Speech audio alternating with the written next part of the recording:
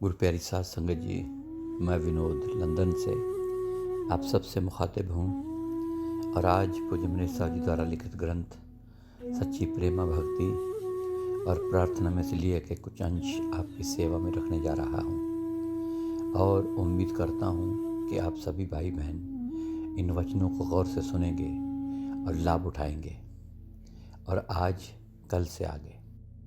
पूज्य मनीष साहब जी अपनी ज़ुबान मुबारक से आज फरमाते हैं कि जहाँ प्रेम है वहाँ कोई कानून नहीं, वहाँ प्रीतम की मर्जी ही सबसे बड़ा कानून होता है, हमको ही मानना पड़ता है। वहाँ पर चाकरी का दावा रखना पड़ता है कि भजन सिमरन और सेवा करता रहूँगा, इसके अलावा कुछ भी नहीं। सभी इच्छाओं और दावों को त्याग कर किसी का ख़रीदा हुआ गुलाम बनने का नाम ही प्रेम है।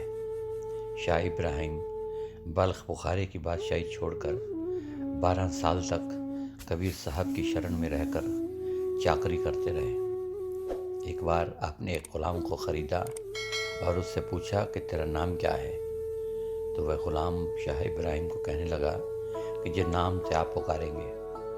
तो फिर पूछा कि तू क्या खाएगा, जवाब मिला कि जो आप खिलाएंगे। फिर पूछा कि क्या पहनेगा, तो बोला कि जो आप पहनाएंगे। फिर पूछा कि क्या क्या काम करेगा, वो कहने लगा कि जो भी आप हुक्म करेंगे।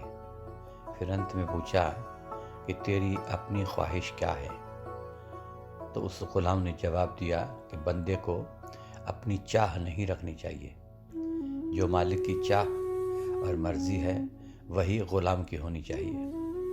इतना सुनकर इब्राहिम की आंखों में आंसू आ गए और बहुत रोया, और वह भी गुलाम की तरह मालिक का ही बंदा है। इतनी उम्र गुजार दी परंतु मालिक की शरण न ली और उसकी रज़ा में रहना न सीखा। सच्चा प्रेम ये नहीं कि जो चाहे सो करो, यह तो कुछ प्रीतम की मर्जी हो, पूर्ण तौर से उस पर चलने का नाम है। इस जगह तो प्रीतम की रज़ा में रहना ही होता है। इस बात को सुल्तान बाहू जी फरमाते हैं कि जीम जो दिल मंगे होवे नहीं होवना, गया परे रे हो, दोस्त न देवे दिल दा दारू, इश्क न वागा फेरे हो। पूज्य मनीष साहब जी आगे फरमाते हैं कि सच्ची भक्ति में एक भक्त के लिए सतगुरु की रज़े में रहना ही आदर्श कहा जाता है। एक सच्चे भक्त को अपने सतगुरु का यश और उसकी सराहना ही बाकी रह जाती है। उसी का सिमरन और उनके वियोग की आहें तन बदन से निकलती हैं। यह सतगुरु ही उसका दीदार और उसके गुणगान ही मांगता है।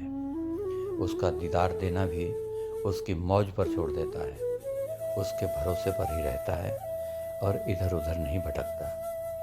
चौथी पातशाही श्री गुरु रामदास जी फरमाते हैं कि उसके आगे विनती ही करते रहते हैं कि ए मेहरों के भंडार, तू ये मेहर कर कि मैं सारी उम्र तेरे ही गुण गाता रहूं, सदा तेरी मेहर का इंतज़ार करता रहूं कि कब तू मुझे अपने गले लगाएगा। एक अनजान बच्चा हर समय गलतियां करता रहता है, फिर भी उसका पिता उसके साथ प्यार करता है, उसकी गलतियों की ओर ध्यान नहीं देता और उसे समझाता भी रहता है। ठीक इसी तरह मैं भी तेरा एक मूर्ख और अनजान बच्चा हूँ, तू भी मेरी गलतियों की तरफ ध्यान न दे और मेरे पर दया करता रहे। फिर फरमाते हैं कि ए मालिक, जो कुछ भी तू हमें दे हम वही ले सकते हैं, तेरे दर के सिवाय हमें और कोई जगह नहीं, तेरा दर छोड़कर हम कहीं जा भी नहीं सकते। फिर फरमाते हैं कि ए मालिक, जिन भक्तों पर तू मेहर करता है वही तुझसे प्यार करते हैं, वही भक्त तेरी ज्योति में मिलकर एक रूप हो सकते हैं। और फिर फरमाते हैं कि जिन पर तू अपने प्रेम की बख्शिश करता है उन्हीं के अंदर ही तेरा अटूट और सच्चा प्यार जाग सकता है। मैं तेरे द्वारे तेरी शरण में आ गया हूँ, जैसा भी हूँ, बुरा हूँ, भला हूँ, जैसा भी हूँ, आप ही मेरी लाज रखने वाले हैं। और इस सारी मन की बात को वाणी में इस शब्द के जरिए इस तरह फरमाते हैं कि प्रभु कीजिए कृपा निधान, हम हर गुण गावेंगे। हाँ तुम ही करो नित आस प्रभ, मुहे कब गल लावेंगे। हम बारक मुग्ध एयान पिता समझावेंगे, सुत खिन खिन भूल बिगार जगत पित भावेंगे। जो हर स्वामी तुम देहो सोई हम पावेंगे, मोहे दूजे नाही ठौर जिस पै हम जावेंगे। जो हर भावे भगत तिना हर भावेंगे, ज्योति ज्योत मिलाए ज्योत रल जावेंगे। हर आप पे होए कृपाल आप लिव लावेंगे, जन नानक शरण द्वार हर लाज रखावेंगे। इससे आगे पूज्य मनेर साहब जी फरमाते हैं कि देखो, खुसरो साहब फरमाते हैं कि ऐ दिल तू खुश हो जा कि कल तुझे प्रेम के बाज़ार में कत्ल किया जाएगा, परंतु इस बात का कोई इकरार नहीं कि तेरा प्रीतम तुझे दीदार देगा। इस बात को फ़ारसी के शेर में इस तरह खुसरो साहब फरमाते हैं कि शाद बाश ए दिल के फ़रदा बरसरे बाज़ार इश्क, श्रदे कतलस्त अगरचे वादाए दीदार नेस्त। पूज्य मनेर साहब जी आगे फरमाते हैं कि सच पूछो, सच्ची भक्ति यही है कि सतगुरु को हाजिर नाजिर समझे और दुख सुख तंदुरुस्ती बीमारी अमीरी गरीबी सब कुछ उसकी बख्शीश समझकर उसको सहन करके, बल्कि उसकी रज़ा के साथ हुए हर काम में खुशी महसूस करे। इसी में अपना भला समझे और जरा भी अभाव ना लाए और किसी तरह भी रज़ा के उलट न मांगे। फिर फरमाते हैं कि राबिया बसरी एक बार बीमार हो गई तो हाल पूछने वालों में एक ने कहा कि मैं आपके स्वास्थ्य के लिए अपने मालिक के आगे दुआ करूंगा। तो राबिया ने उससे कहा कि आप ये क्या कहते हो, क्या मुझे यह बीमारी देने में उसका हाथ नहीं? मैं तो उसकी दासी हूँ। दासी की अपनी इच्छा क्या, और रज़ा में रहने वालों को जो भी आनंद प्राप्त होता है वह आम लोगों को तो सपने में भी नहीं आ सकता। और यहाँ यह बात याद रखने वाली है, मालिक दुख सुख हमारी परीक्षा के लिए ही भेजता है, और जो लोग दुख में दुखी नहीं होते और सुख में खुशी का अनुभव नहीं करते, किसी इज्जत के मिलने से मान बढ़ाई में नहीं फंसते, किसी बख्शीश के हासिल होने पर कराबातों में नहीं फंसते और ये सब उसकी ही दातें समझते हैं, उन पर ही केवल सतगुरु अपने नाम की बख्शिश करता है। पूज्य मनेर साहब जी आगे फरमाते हैं कि रज़ा में रहने का फल। फरमाते हैं कि श्री गुरु अर्जन साहब जी, जिनके अंदर सतगुरु के मिलाप की तड़प लगी रहती थी, श्री गुरु रामदास जी की शरण में रहते हुए दिन रात सेवा सिमरन करते हुए और उनकी रज़ा में रहते थे। जब अंदर दर्शन हुए तो फरमाया कि मेरे भाग्य अच्छे थे कि सतगुरु ने मुझे अपने संतों का मिलाप करवा दिया, जिनके अंदर वह खुद काम कर रहा था। फरमाते हैं कि हर जियो नाम पढ़ो रामदास, और उनकी मदद से मैंने उस अविनाशी पुरुष को अपने घट में प्रकट कर लिया है। आगे फरमाते हैं कि भाग हुआ गुरु संत मिलाया, प्रभ अविनाशी घर में पाया, सेव करी पल चसा न विछड़ा, जन नानक दास तुम्हारे जियो। इससे आगे पूज्य मनेर साहब जी फरमाते हैं कि आप अपने आप को सतगुरु प्रीतम की स्त्री रूप में दर्शाते हुए सभी आत्माओं को बताते हैं कि मेरे भाग्य अच्छे थे, मैंने सच्चे प्रेम प्यार के साथ प्रीतम की रज़ा में रहना मंजूर कर लिया है, जिससे मेरे हृदय में बैठी सौतन यानी कि माया, जो बार बार मेरे ख्याल को अपनी तरफ खींचती थी, उससे छुटकारा मिल गया है और उसकी बजाय सतगुरु का ख्याल मेरे अंदर बस गया है और सतगुरु ने मुझे अपना बना लिया है और मेरी आत्मा सुहागिन हो गई है। मेरे मन को जो माया की तृष्णा तपा रही थी, सब दूर हो गई है और मैं हमेशा के लिए सुख के धाम यानी कि सहज अवस्था में पहुंच गई हूँ। फिर फरमाते हैं कि जब मैं उसकी दासी बनी और दिन रात उसके चरणों में रहकर सेवा करने लगी तो काम क्रोध आदि पांचों दूत सब भाग गए। इससे आगे फरमाते हैं कि पति किसी अच्छे कुल वाली या खूबसूरत और अच्छे गुण वाली स्त्री को ही अपनाता है परंतु मुझे मेरे सतगुरुपति ने, जिसकी ना कोई कुल है और ना ही अच्छी शक्ल है और ना ही अच्छा भक्ति भाव वाला गुण है, अपनी रानी बना लिया है। मेरी समझ ही नहीं आती कि मैं उस मेहरबान गरीब नवाज दाता ने मेरी जैसी गरीब निवाणी और अनाथ, जिसको कि कोई संभालने वाला ही नहीं, तो अपना किस तरह बना लिया है। जब से मेरे गुणों के भंडार प्रीतम ने मुझ बेगुणी को अपनाया है, मेरे अंदर आनंद ही आनंद बन रहा है और मेरी सारी आशाएं पूरी हो गई हैं। इस सारी बात को पांचवीं पातशाही श्री गुरु अर्जन देव जी अब गुरु ग्रंथ साहब में इस तरह फरमाते हैं कि मीठी आज्ञा पिर की लागी, सौकन घर की कंत त्यागी, प्रिय सुहागन श्रृंगार करी, मन मेरे की तृप्त हरी। भलो भयो प्रिय कहना मान्या, सुख सहज इस घर का जान्या, हौ बंदी प्रिय खिदमत दार, ओह अविनाशी अगम अपार। ले पखा प्रिय झल्लो पाए, भाग गए पंचदूत लाए।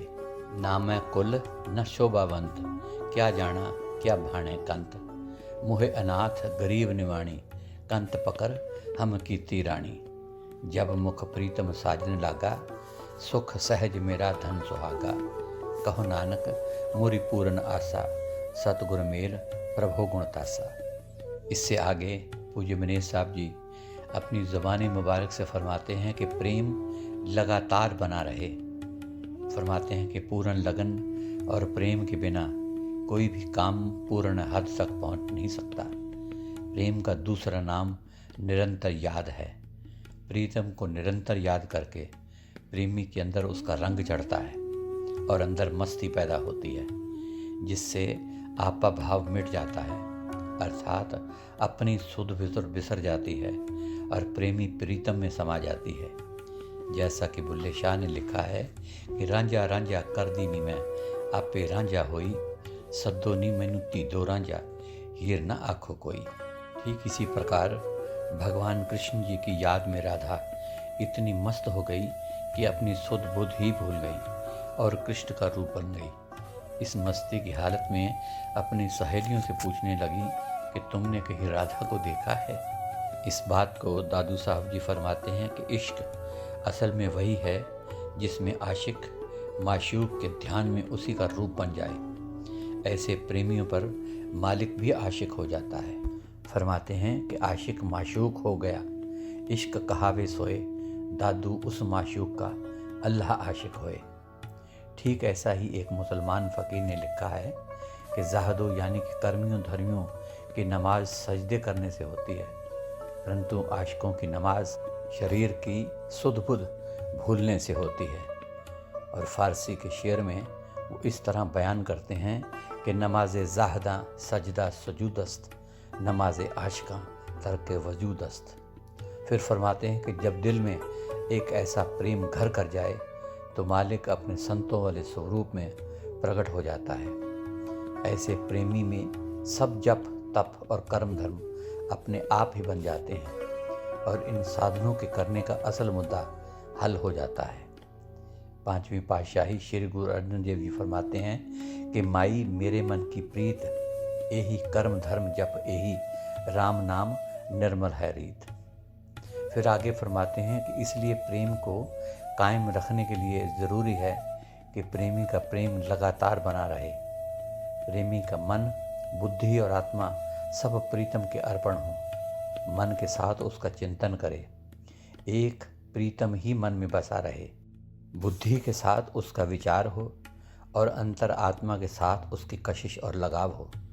ये ना हो कि कभी तो प्रेम मालिक की ओर लगा रहे और कभी दुनिया के विकारों में लिपटा रहे या किसी और तरफ ख्याल जाए, क्योंकि इस तरह जितनी रुचि मालिक की तरफ बनती है उतनी ही ख़त्म हो जाती है। गोसाई तुलसीदास जी फरमाते हैं कि प्रेमी जागता हुआ भी दुनिया की तरफ से सोया हुआ होता है।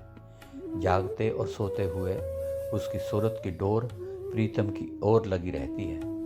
उसके ख्याल की तार कभी भी नहीं टूटती। उसकी प्रीत चकोर की तरह होती है जिसकी गर्दन उलटकर झुक जाती है, परंतु वह एक टक चांद की ओर देखता रहता है। अपनी वाणी में फरमाते हैं कि जागण में सोवन करे, सोवन में लिव लाए, सुरत डोर लागी रहे, तार टूट नहीं जाए। तुलसी ऐसी प्रीत करे जैसे चांद चकोर, चोंच झुकी गर्दन गली, चितवे वाही और। इससे आगे फरमाते हैं कि मालिक प्रेम है और आत्मा उसकी बूंद है। जब प्रेमी के अंदर प्रीत की कशिश जाग उठती है, वह फिर कभी टूटती नहीं। पांचवी पातशाही श्री गुरु अर्जन देव जी फरमाते हैं कि लागी प्रीत न टूटे मूल। फिर फरमाते हैं कि आत्मा रूपी बूंद मछली की तरह प्रेम के समुद्र में तारियां लगाने लगती है। प्रेम में एक जबरदस्त खिंचाव है जो कभी तोड़ने से भी नहीं टूटता और छोड़ने से भी नहीं छूटता। इससे आगे पांचवी पातशाही श्री गुरु अर्जन देव जी फिर फरमाते हैं कि मुँह लालन से प्रीत बनी, तोरी न टूटे छोरी न छूटे, ऐसी माधो खींच तनी। फिर फरमाते हैं कि जिस तरह मछली पानी में से 1 मिनट बाहर रहने से व्याकुल हो जाती है, ठीक इसी तरह प्रेमी मालिक की याद से 1 मिनट दूर होने पर व्याकुल हो जाता है। प्रेमी दुनिया की हर चीज़ मालिक के प्रेम और उसकी याद पर कुर्बान कर देता है। सच्चे प्रेमियों की यही कसौटी है कि यदि कोई उनकी दुनियावी चीज़ जाती रहे तो उसका कोई अफसोस नहीं होता, परंतु यदि एक पल भी मालिक की याद के बिना गुजर जाए तो उसे बहुत दुख होता है। श्री गुरु अमरदास जी फरमाते हैं कि मुझे मालिक एक पल के लिए भी ना बिसर जाए तो मैं समझता हूँ कि 50 वर्ष का अंतर पड़ गया। भाव 50 वर्ष भक्ति कम हो गई।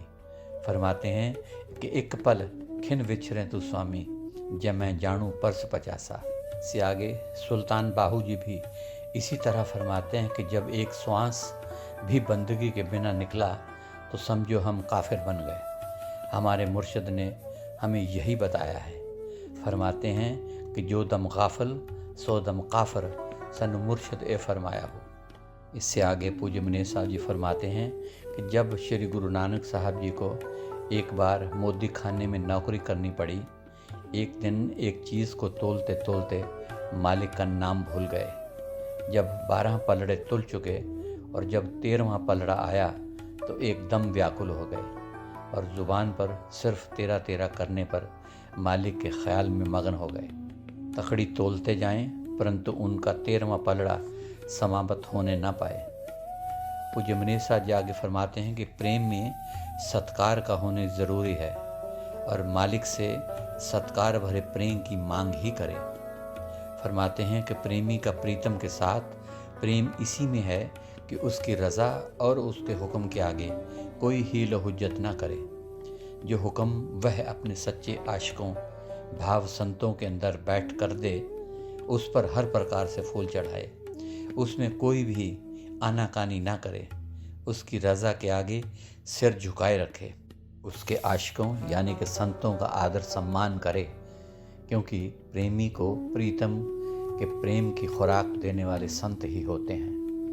मालिक को अपनी जात से ज़्यादा प्यारे और आशिक होते हैं, क्योंकि उस शहनशाह की शहनशाहियत की शान में जताने वाले संत ही होते हैं और उनके द्वारा ही मालिक अपनी बरकत, फैज़, तवज्जो प्रेमी को बख्शता है और इसी फैज़ और तवज्जो के कारण प्रेमी की हस्ती कायम है, वरना उसकी हैसियत ही क्या है।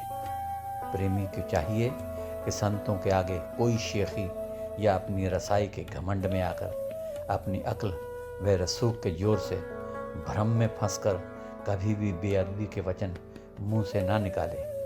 अपनी दिल में बेअदबी या बराबरी का कोई वहम और गुमान भी ना करे। कभी भी किसी समय प्रेम में आकर अपनी हैसियत को ना भूले और कभी कोई भी बेअदबी का काम ना कर बैठे।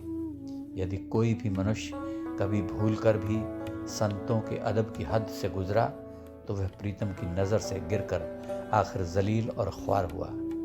संत एक तरह के शहनशाह होते हैं। अच्छे या बुरे वचन उनकी शहनशाहियत में कोई फ़र्क नहीं डाल सकते। फिर फरमाते हैं कि दुनिया में हर व्यक्ति सत्कार, योग्य और प्रेम चाहता है, फिर संतों के साथ तो बहुत ज़्यादा सम्मान भरा और निम्रता के रस से भरपूर प्रेम करने की ज़रूरत है। और यहाँ ये बात याद रखने वाली है कि शहंशाह शहंशाह ही है और बंदा बंदा ही है, चाहे वह कितना ही प्यारा क्यों ना हो।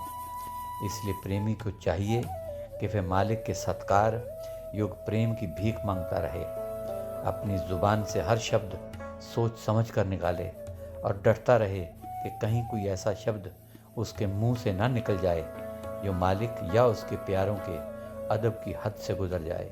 इसके बारे में किसी कवि ने क्या खूब कहा है, इश्क माही दी औखी काटी, संभल संभल पग रखना नाले डरना, ये अदबां दी जाना कोई हो मंसूर जो रहना सूली चढ़ना। सो गुरु प्यारी साध संगत जी, आज के लिए इतना ही। कल फिर आगे के कुछ अंश इस ग्रंथ सच्ची प्रेमा भक्ति और प्रार्थना में से लिए जाएंगे और आपके समक्ष रखूँगा। तब तक के लिए इजाज़त। और आखिर में मेरी तरफ से प्यार भरी धन धन सतगुरु तेरा ही आसरा, हाजिर नाजिर जिंदा राम तेरा ही आसरा कबूल फरमाएं।